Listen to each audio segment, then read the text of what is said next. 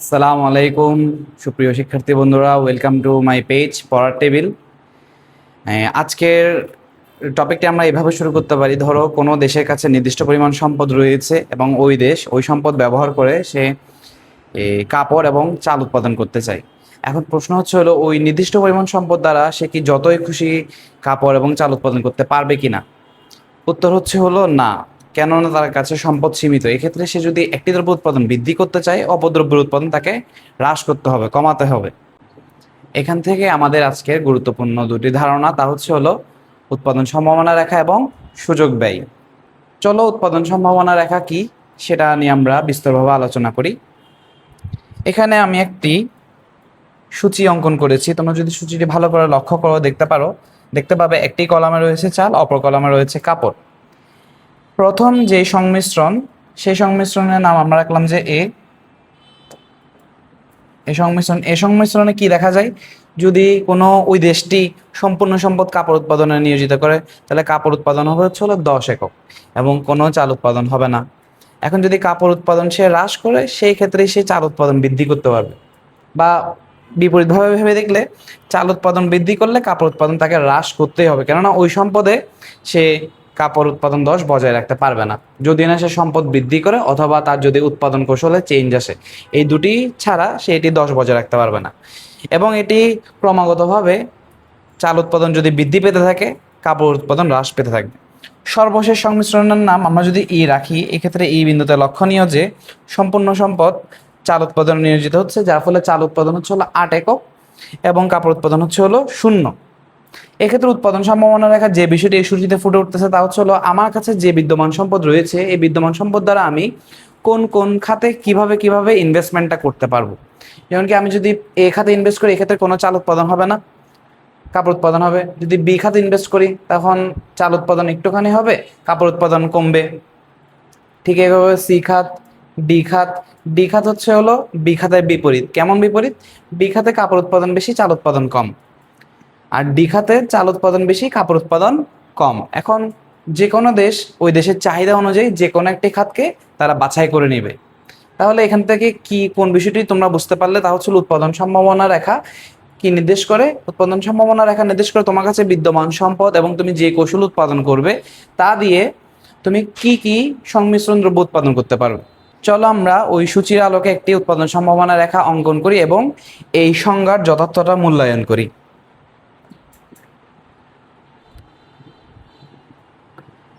উৎপাদন সম্ভাবনা রেখা শুরুতে তোমাকে একটি ভূমি অক্ষ কল্পনা করতে হবে, একটি লম্ব অক্ষ কল্পনা করতে হবে। ভূমি অক্ষ লম্ব অক্ষের মূলবিন্দু ও, ভূমি অক্ষকে আমরা OX, এখানে আমরা চালের উৎপাদন ধরে নিচ্ছি, এবং আমাদের লম্ব অক্ষ OY, এখানে আমরা কাপড় উৎপাদন ধরে নিচ্ছি। আমাদের সারণীটি কেমন ছিল আমরা যদি একটু কল্পনা করে দেখি। চালকে আমি সংক্ষেপে লিখলাম রাইস, কাপড়কে লিখলাম ক্লথ। এটি ছিল আমার সেই পূর্বের সারণীটি। এখন আমরা এই সংমিশ্রণগুলো এই গ্রাফ পেপারে লিপিবদ্ধ করব। তোমাদেরকে অবশ্যই খেয়াল রাখতে হবে, তোমাদেরকে পরীক্ষাতে কোনো গ্রাফ পেপার দেওয়া হবে না, এটা ফ্রি হ্যান্ডে আঁকতে হবে। ফ্রি হ্যান্ড মানে তোমার খাতাতেই স্কেলিং করে আঁকতে হবে। এক্ষেত্রে ভূমি অক্ষের প্রতিটা অক্ষরকে আমি এখানে 1 ইঞ্চ করে নিয়েছি। তুমি তোমার প্রয়োজন অনুযায়ী 1/2 ইঞ্চ নিতে পারো, কখনো 1.5 ইঞ্চ নিতে পারো, কখনো 2 ইঞ্চ করে নিতে পারো। প্রয়োজন অনুযায়ী তোমাকে স্কেলিং করতে হবে। ভূমি অক্ষে যেহেতু আমরা চালের স্কেলিং করছি, চালের স্কেলিং এর 0 থেকে শুরু করে 8 পর্যন্ত। এটি হচ্ছে আমাদের 0, 2, 4, 10। তাহলে আমি প্রতি এক ঘরকে 1 করে নিয়েছি এখানে। এখন একইভাবে লম্ব অক্ষে যদি আমরা কাপড়ের স্কেলিংটি করি, কাপড়ের স্কেলিং 0 থেকে 10 পর্যন্ত। 0, 1, 9, 10। আমরা অবশ্যই এই স্কেলিং গুলো করার ক্ষেত্রে আমরা স্কেলের সাহায্য নিব, অন্যথা তোমরা একটা প্রপার চিত্র পেতে ব্যর্থ হবে। আসলে এবার আমরা বিন্দুগুলো স্থাপন করি। প্রথম যে বিন্দুটি, এটার নাম আমরা রেখেছিলাম এই বিন্দু। এই বিন্দুতে দেখতে পাচ্ছি চাল যখন 0, তখন কাপড় হলো 10। তাহলে চাল 0 হলো এইটা। ডান পাশে গেলে আমরা 4 পাবো। চাল যেহেতু 0 বলেছে, আমরা ডান পাশে যেতে পারবো না, আমাদেরকে 10 একক কাপড়ের দিকে যেতে হবে। তাহলে 10 একক কাপড় হলো এই প্রথম বিন্দুটি। এই বিন্দুর নাম হলো আমাদের এই বিন্দু। দ্বিতীয় যে সংমিশ্রণ, সেই সংমিশ্রণ আমরা দেখতে পাই চাল 2, কাপড় 9। তাহলে চাল 2 যেহেতু বলেছে, আমি এখন ডান পাশে 2 ঘর যেতে পারবো। ডান পাশের ঘরটি হলো চাল, আর কাপড় হলো 9। এইটা হলো কাপড়, আর এটা হলো চাল। তোমরা অবশ্যই স্কেল দিয়ে বসাবে, তাহলে বিন্দুটি একদম বরাবর পয়েন্টে মিলে যাবে। তারপর হচ্ছে হলো সি বিন্দু, সি বিন্দুতে চাল 4, কাপড় হচ্ছে হলো 7। চাল 4 আর কাপড় হচ্ছে হলো 7। তাহলে বি বিন্দু, সি বিন্দু। ডি বিন্দুতে চাল 6, কাপড় হচ্ছে হলো 4। চাল 6, কাপড় হচ্ছে হলো 4।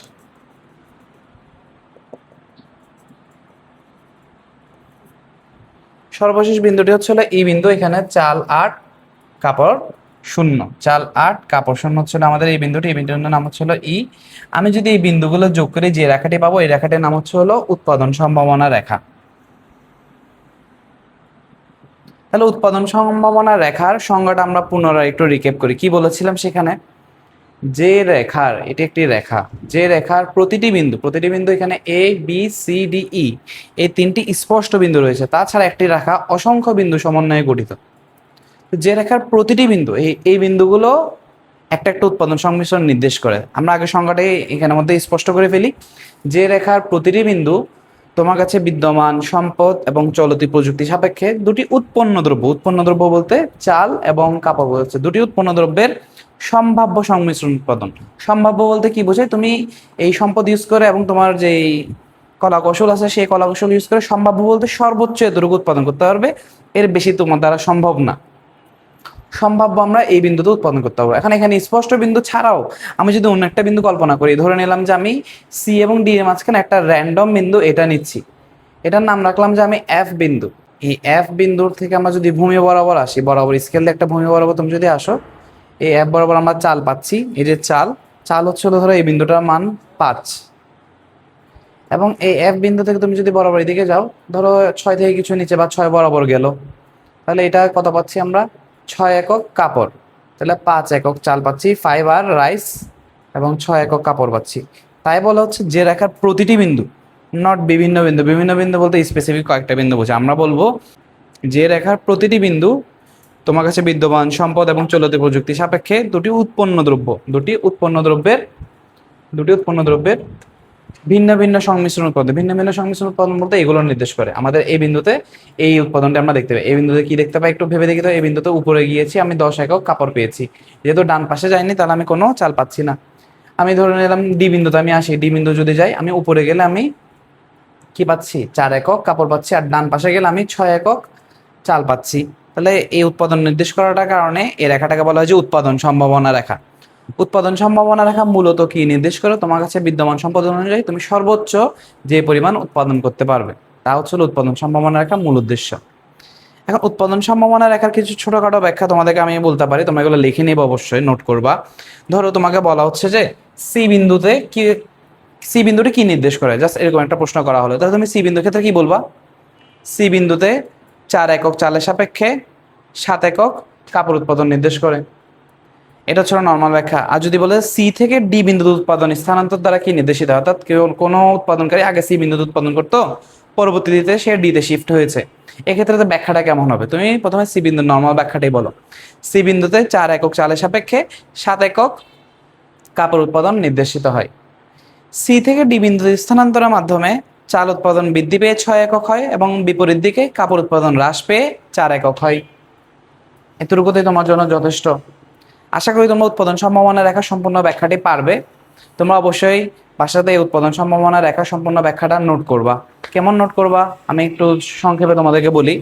তোমরা যে ছোট থাকতে সম্পাদ্য আঁকতা, ছোট থাকতে বলতে 6, 7, 8, 9, 10 আমরা যে সম্পাদ্য আঁকা শিখছি, সম্পাদ্য যেভাবে আমরা ব্যাখ্যা করতাম, যা যা আমি করেছি ব্যাখ্যা, এখানেও ঠিক যা যা আমি এঁকেছি তা হচ্ছে ব্যাখ্যা। কেমন? চিত্রে ভূমি অক্ষ ও এক্স এ চালের উৎপাদন, লম্ব অক্ষ ও ওয়াই এ কাপড় উৎপাদন। এক্ষেত্রে এই বিন্দুতে 0 একক চালের সাপেক্ষে 10 একক কাপড় উৎপাদন নির্দেশ করে।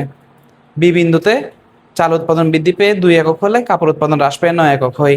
একইভাবে সি ও ডি বিন্দুতে চাল উৎপাদন বৃদ্ধি পেয়ে যথাক্রমে 4 ও 6 একক হলে কাপড় উৎপাদন যথাক্রমে হ্রাস পেয়ে 7 এবং 4 একক হয়।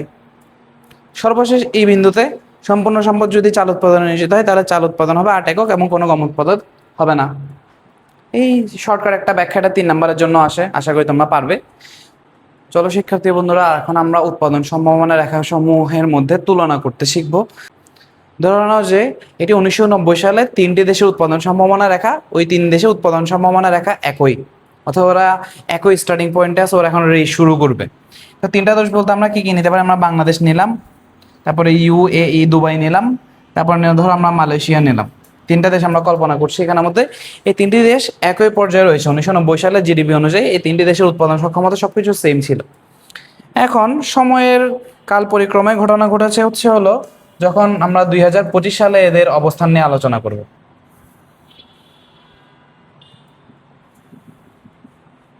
2025 সালে এসে যখন আমরা এদের উৎপাদন সম্ভাবনা রেখাগুলো বিশ্লেষণ করি, তখন তিন দেশে উৎপাদন সম্ভাবনা রেখা তিন রকম হয়ে যায়। কেমন হয়ে গেল? এটা হলো UAE, এটা হলো মালয়েশিয়া, এটা হলো বাংলাদেশ। তাহলে এখান থেকে আমরা উৎপাদন সম্ভাবনা রেখার তুলনাটা হলো এমন, তোমার উৎপাদন সম্ভাবনা রেখা যত বাইরে হবে, যত বড় এলাকা দখল করবে, এর আয়ত ক্ষেত্রটা যত বড় হবে, এই উৎপাদন সম্ভাবনা রেখা তোমার আরো অধিক উৎপাদন ক্ষমতা নির্দেশ করবে। তাহলে সময়কাল পরিক্রমায় যদি এখন আমরা 2025 সালের কথাও ভেবে দেখি, তাহলে 2025 সালে এসে UAE এর উৎপাদন ক্ষমতা সব থেকে টপ পর্যায়ে আছে এই তিন দেশের মধ্যে। মালয়েশিয়া আছে দ্বিতীয় অবস্থানে এবং বাংলাদেশেরটা আছে তৃতীয় অবস্থানে। এটি হচ্ছে উৎপাদন সম্ভাবনা রেখার মধ্যে একটি সিম্পল তুলনা। যে রেখা যত ডানে সে রেখা তত বেশি উন্নত, সে দেশটি তত বেশি উন্নত, যে রেখা যত বামে সে দেশটি তত বেশি অনুন্নত পর্যায়ে আছে। এখন যদি আমরা এই তিন দেশের মধ্যে তুলনা না করে ধরো একটা দেশের মধ্যে তুলনা করতে চাই, তাহলে বিষয়টা কেমন দাঁড়াবে? তাহলে এক্ষেত্রে দেশগুলোর নাম আমি মুছে ফেলি। দেশগুলোর নাম আমরা মুছে ফেললাম। ধরে নিলাম যে এই তিনটি উৎপাদন সম্ভাবনা রেখা বাংলাদেশের উৎপাদন সম্ভাবনা রেখা, তিনটাই বাংলাদেশ। এখন বাংলাদেশের হলে কেমন? ধরে নাও এটা হলো 2010 সাল। এখন 2010 সাল থেকে 2020 সালে বাংলাদেশের উৎপাদন সম্ভাবনা রেখাটা যদি ডান পাশে স্থানান্তরিত হয়, ধরো এটা হলো প্রথম উৎপাদন সম্ভাবনা রেখা, প্রথমটা, এটা ডান পাশে স্থানান্তরিত হয়ে 2 নাম্বারটা দিকে গেল, এটা হচ্ছে দ্বিতীয়।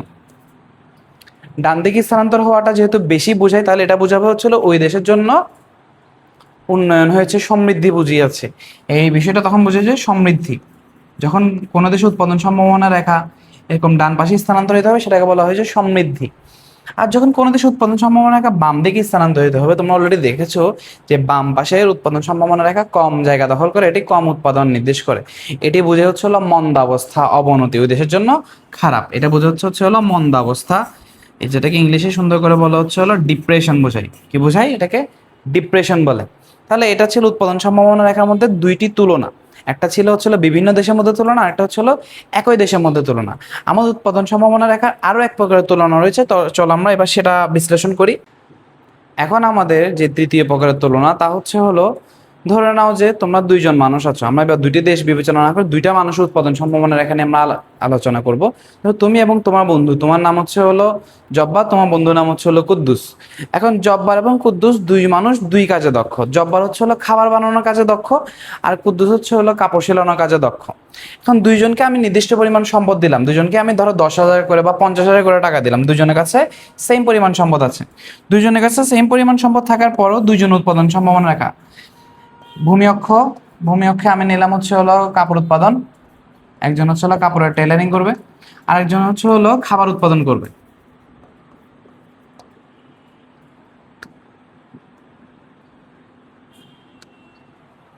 এখন যে ছেলেটা জব্বার রয়েছে, সে জব্বার ছেলেটা ধরে নিলাম যে খাবার উৎপাদনে দক্ষ। এখন জব্বারের 50,000 টাকা দিয়ে সে যে পরিমাণ খাবার উৎপাদন করতে পারবে, যেহেতু সে কাপড় উৎপাদনে কম দক্ষ, তা সে সেই পরিমাণ টাকা দিয়ে কাপড়টা কম উৎপাদন করতে পারবে। এক্ষেত্রে তার উৎপাদন সম্ভাবনা রেখাটা খাবারের দিকে বেশি যাবে এবং কাপড়ের দিকে কম যাবে। এটা হলো আমাদের জব্বার উৎপাদন সম্ভাবনা রেখা। আমি এটাকে জেড দিয়ে প্রকাশ করলাম। আমি আরেকবারও বলছি, তুমি একটু ভালো করে খেয়াল করে দেখো। এই যে জব্বারের উৎপাদন সম্ভাবনা রেখা ও জেড প্রাইম, কাপড়ের দিকে যতটুকু গিয়েছে, খাবার উৎপাদনের দিকে আরো বেশি গিয়েছে, কেননা সে খাবার উৎপাদনে অধিক দক্ষ। সে 50,000 টাকা দিয়ে অধিক পরিমাণে খাবার উৎপাদন করতে পারবে। এখন আমরা যদি করিমের কথা ভেবে দেখি, করিম হলো কাপড় উৎপাদনে দক্ষ। সে 50,000 টাকা দিয়ে যে পরিমাণ কাপড় উৎপাদন করতে পারবে, সে টাকা দিয়ে সে পরিমাণ খাবার উৎপাদন করতে পারবে না। তাহলে করিমের খাবারের দিকে যাওয়ার পরিমাণটা, দৈর্ঘ্যটা কম হবে এবং কাপড়ের দিকে যাওয়ার দৈর্ঘ্যটা বেশি হবে। এটি হলো করিমের উৎপাদন সম্ভাবনা রেখা, এটি হলো জব্বার উৎপাদন সম্ভাবনা রেখা। এইরকম রেখাগুলো দ্বারা আমরা দুটি দেশে কে কোন দ্রব্যটি উৎপাদনের দক্ষ, এই বিষয়গুলো আমরা ক্লিয়ার হতে পারি। আশা করি তোমরা এই বিষয়টি সম্পূর্ণ বুঝতে পেরেছো যে জব্বার এবং করিম কে কোন দ্রব্যটি উৎপাদন করতে পারবে ওই একই পরিমাণ সম্পদের দ্বারা। এটি ছিল তোমাদের উৎপাদন সম্ভাবনা রেখার সম্পূর্ণ আদ্যপ্রান্ত। এতটুকু অংশ দ্বারা তোমার উৎপাদন সম্ভাবনা রেখা সম্পূর্ণ যা যা প্রশ্ন আছে আমার হিসেবে সম্পূর্ণ ক্লিয়ার হয়ে যাবে। পরবর্তী যে টপিকটা নিয়ে আমরা আজকে আলোচনা করব তা হলো সুযোগ ব্যয়। সুযোগ ব্যয় ধারণাটি আসলে উৎপাদন সম্ভাবনা রেখারই একটি বিশেষ অংশ। কেন এটা উৎপাদন সম্ভাবনার একটা বিশেষ অংশ তোমরা এখানে খেয়াল করে দেখো। উৎপাদন সম্ভাবনার জন্য আমরা যে সারণীটি প্রস্তুত করেছিলাম, এক্ষেত্রে একটি দ্রব্যের উৎপাদন বৃদ্ধি করার জন্য অপর দ্রব্য উৎপাদনটি ছেড়ে দিতে হয়, এবং একটি দ্রব্য উৎপাদন যত বেশি ছাড়তে থাকবে, এই যে যত বেশি ছাড়ছে অপর দ্রব্যটির উৎপাদন তত বেশি বৃদ্ধি পাচ্ছে। এখান থেকে আমাদের সুযোগ ব্যয় ধারণার উৎপত্তি। তাহলে সুযোগ ব্যয় ধারণার মূল বিষয়টি কি? একটি দ্রব্যের অতিরিক্ত একক উৎপাদন করতে অন্য দ্রব্যের যতটুকু উৎপাদন ছেড়ে দিতে হয়, সেই ছেড়ে দেওয়ার পরিমাণে হলো সুযোগ ব্যয়। আরো সহজ করে যদি বলি তা হলো একটি দ্রব্যের অতিরিক্ত উৎপাদন পাওয়ার জন্য অপর দ্রব্যের উৎপাদন ত্যাগ করতে হয়, একেই সুযোগ ব্যয় বলে। এটি হচ্ছে এই ত্যাগ করার হারের উপর ভিত্তি করে সুযোগ ব্যয় 3 প্রকার। চলো শিক্ষার্থী বন্ধুরা, এখন আমরা আলোচনা করব সুযোগ ব্যয় যে 3টি প্রকারভেদ রয়েছে তা। তো এই 3টি প্রকারভেদ আমরা 3টি সারণীর মাধ্যমে শিখবো, তাই আগে আমরা সারণীটি অ্যানালাইসিস করব, তারপর আমরা এদের নামকরণটি বুঝে যাব। এভাবে হলে তোমাদের পড়াটা বুঝতে সব থেকে বেশি সহজ হবে। তাহলে আমরা প্রথমে একটা সারণী কল্পনা করি। এক্ষেত্রে নিলাম এক পাশে এক্স দ্রব্য, অন্য পাশে ওয়াই দ্রব্য। এক্স দ্রব্যের উৎপাদন 0, ওয়াই দ্রব্যের উৎপাদন 10 একক। এক্স দ্রব্যের উৎপাদন 1, ওয়াই দ্রব্যের উৎপাদন হ্রাস পেয়ে 9 হলো। তাহলে এই যে প্রথম সারণীটি তোমরা এটি ভালো করে লক্ষ্য করো। প্রতি একটি দ্রব্য উৎপাদন করার জন্য এক্স দ্রব্য এক এক করে বাড়ানোর জন্য ওয়াই দ্রব্যটি ছেড়ে দিতে হচ্ছে। কত করে ছাড়তে হচ্ছে? প্রথম এক ছাড়ার জন্য এখানে 1 ছাড়তে হয়েছে, পরবর্তী এখানে 1 থেকে 1 বৃদ্ধি পেয়েছে, মাত্র একটা বৃদ্ধি পেয়েছে। এই একটা বৃদ্ধির জন্য এখানে 2টি ছেড়ে দিতে হয়েছে, এখানে ছেড়ে দেওয়ার পরিমাণটা হলো 1। এখানেও ঠিক একটা উৎপাদন বৃদ্ধির জন্য এখানে ছেড়ে দিতে হচ্ছে তাকে 2টি। এখানেও সে একটি উৎপাদন বৃদ্ধি করছে, মাত্র 2 থেকে 3 একটি উৎপাদন বৃদ্ধি। এই একটি বৃদ্ধির জন্য তাকে ছেড়ে দিতে হচ্ছে 3টি, 7 থেকে 4। এখানে সে 3 থেকে 4 একটি উৎপাদন বৃদ্ধি করেছে, একটি উৎপাদন বৃদ্ধি করার জন্য তাকে এখানে ছেড়ে দিতে হচ্ছে 4। এই যে ছেড়ে দেওয়ার পরিমাণগুলো পূর্বের তুলনায় বেশি, দেখো প্রথমে 1, পরে 2, পরে 3, পরে 4, পূর্বের তুলনায় বাড়ছে প্রতিনিয়ত। একে বলা হয় ক্রমবর্ধমান হার, অর্থাৎ এই ছেড়ে দেওয়ার পরিমাণটা প্রতিনিয়ত বৃদ্ধি পাচ্ছে। এটাকে বলা হয় ক্রমবর্ধমান সুযোগ ব্যয়। এই যে আমরা এখন যে বিষয়টা আলোচনা করলাম এটি হলো ক্রমবর্ধমান সুযোগ ব্যয়। দ্বিতীয় আরেকটি সারণী আমরা প্রস্তুত করি। এখানে আমরা এক্স দ্রব্য নিলাম, অপর পাশে আমরা ওয়াই দ্রব্য নিলাম। এক্ষেত্রে আমরা বিষয়টি আবারও অ্যানালাইসিস করি। এক্স দ্রব্য 1 বৃদ্ধি পেয়েছে, এখানে তাকে হ্রাস করতে হয়েছে 4। এক্স দ্রব্য আবারও 1 বৃদ্ধি পেয়েছে, এখানে 1 থেকে 2 1 বৃদ্ধি পেয়েছে, এখানে তাকে হ্রাস করতে হয়েছে 3। 6 থেকে 3 3 হ্রাস করতে হয়েছে। এখানে আবারও এক্স দ্রব্য 1টা বৃদ্ধি পেয়েছে, কিন্তু তাকে হ্রাস করতে হয়েছে 2টি। এখানে এক্স দ্রব্য 1টি বৃদ্ধি করতে হয়েছে, তাকে হ্রাস করতে হয়েছে 1টি। এই যে তাকে একটি দ্রব্যর উৎপাদন বৃদ্ধির জন্য অপরটি ছেড়ে দিতে হচ্ছে, এটা তাকে পূর্বের তুলনায় কম করে ছাড়তে হচ্ছে। এর আগেরটিতে পূর্বের তুলনায় বেশি করে ছাড়তে হচ্ছিল, এটা পূর্বের তুলনায় কম করে ছাড়তে হচ্ছে। যেহেতু কম করে ছাড়তে হচ্ছে তাই এটার নাম ক্রমহ্রাসমান। এটা ছিল ক্রমবর্ধমান সুযোগ ব্যয়, এর নাম ক্রমহ্রাসমান সুযোগ ব্যয়। আমাদের সুযোগ ব্যয়ের তৃতীয় এবং সর্বশেষ। এক্ষেত্রে আমরা আবার এক পাশে এক্স দ্রব্য, অন্য পাশে আমরা ওয়াই দ্রব্য বিবেচনা। এই সুযোগ ব্যয়ের ক্ষেত্রে তোমরা ভালো করে লক্ষ্য করো, এটি 1 বৃদ্ধির জন্য এটি 1 হ্রাস করেছে, এটি আবারও 1 বৃদ্ধির জন্য এটি 1 করে হ্রাস পাচ্ছে, প্রতি একটা বৃদ্ধির জন্য প্রতি 1 করে হ্রাস পায়। এই যে প্রতিবারের হ্রাস পাওয়ার হারটা সেম 1 1 1 1, এটাকে বলা হয় যে স্থির সুযোগ ব্যয়। এখানে যে প্রতিবারে 1-এর জন্য 1 হবে তা মূল ধারণা না। আমরা তোমাকে এটা আরেকটা এক্সাম্পলের মাধ্যমে যদি বোঝানোর চেষ্টা করি তাহলে বিষয়টি দাঁড়াবে এমন। এক্স দ্রব্য, ওয়াই দ্রব্য। এক্ষেত্রে আমরা প্রতিবার বাম পাশে 1 1 করে কেন নিচ্ছি? যাতে তোমার সংজ্ঞাটা বুঝতে সহজ হয়। প্রতিবার একটি দ্রব্য উৎপাদন বৃদ্ধির জন্য ওয়াই দ্রব্যের ছেড়ে দেওয়া হারটা প্রথমে 5 কমেছে, পরেও 5 কমেছে, পরেও 5 কমেছে, প্রতিবারে যে 5 5 করে হ্রাস পাচ্ছে, এটাকে বলা হয় যে স্থির সুযোগ ব্যয়। এই ক্ষেত্রে 3টি রেখা সম্পূর্ণ ভিন্ন হবে। ক্রমবর্ধমান যে সুযোগ ব্যয়টি ছিল তার রেখা ভিন্ন, ক্রমহ্রাসমান যে সুযোগ ব্যয় ছিল তার রেখা ভিন্ন, স্থির যে সুযোগ ব্যয় হবে তার রেখাটা ভিন্ন হবে। চলো সুযোগ ব্যয় রেখাটি অঙ্কন করা যাক। এক্ষেত্রে সুযোগ ব্যয় রেখা বা যে কোনো রেখা অর্থনীতিতে অঙ্কন করার ক্ষেত্রে তোমাকে ভূমি অক্ষ, লম্ব অক্ষ স্কেলিং করতে হবে। আমরা যেহেতু ক্রমহ্রাসমান সুযোগ ব্যয়টি অঙ্কন করতে যাচ্ছি, এক্ষেত্রে ক্রমহ্রাসমান সুযোগ ব্যয় এক্স দ্রব্য হচ্ছে হলো 0 থেকে 4 পর্যন্ত। আমি এখানে প্রতি দুই ঘরকে এক করে নিচ্ছি, 1 2 3 4, এবং যেটা ওয়াই দ্রব্য তা হচ্ছে হলো 0 থেকে 10 পর্যন্ত। এক্ষেত্রে 10 পর্যন্ত আমি নিয়েছি। আমরা চলো বিন্দুগুলো স্থাপন করি। প্রথম বিন্দুতে x0 y10। x0 বলতে আমি ডান পাশে দিতে পারবো না, y10, এটার নাম রাখলাম এ বিন্দু।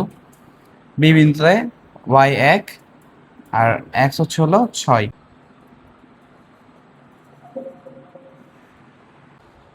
পরবর্তীতে যখন x2 y হচ্ছে হলো 3, x2 y হচ্ছে 3, তাহলে x2 y 3 এটা, এবং x যখন 3 y 1, x যখন 3 y হচ্ছে হলো 1, এই প্রথম বিন্দুটাই, এবং x যখন 4 y হচ্ছে হলো 0। বিন্দুগুলো আমরা যোগ করলে যে রেখাটি পাই তা হচ্ছে হলো একটি উৎপাদন সম্ভাবনা রেখা, যেটাকে আবার বলা হয় সুযোগ ব্যয় রেখা। এটি হচ্ছে হলো ক্রমহ্রাসমান সুযোগ ব্যয় রেখার বৈশিষ্ট্য। এই রেখাটি এমনই হবে। যদি আমরা ক্রমবর্ধমান রেখাটি অঙ্কন করতাম, স্কেলিং সেম হবে, রেখাটি এক্ষেত্রে হতো এরকম।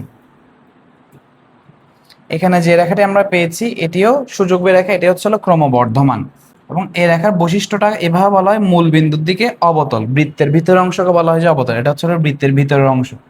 এই ক্রমবর্ধমান রেখার বৈশিষ্ট্য হচ্ছে হলো মূল বিন্দুর দিকে অবতল, আর যেটা ক্রমহ্রাসমান সুযোগ ব্যয় রেখা এটি মূল বিন্দুর দিকে উত্তল। আর আমাদের সর্বশেষ যেটি ছিল তা ছিল হচ্ছে হলো স্থির সুযোগ ব্যয় রেখা। এক্ষেত্রে স্থির সুযোগ ব্যয় রেখা প্রতি একের জন্য প্রতিবারে একই হারে হ্রাস পাচ্ছে। এই রেখাটি হবে, এটি হবে যে সরল রেখা, নিম্নগামী সরল রেখা। স্থির সুযোগ ব্যয় রেখার বৈশিষ্ট্য হচ্ছে এটি নিম্নগামী সরল রেখা।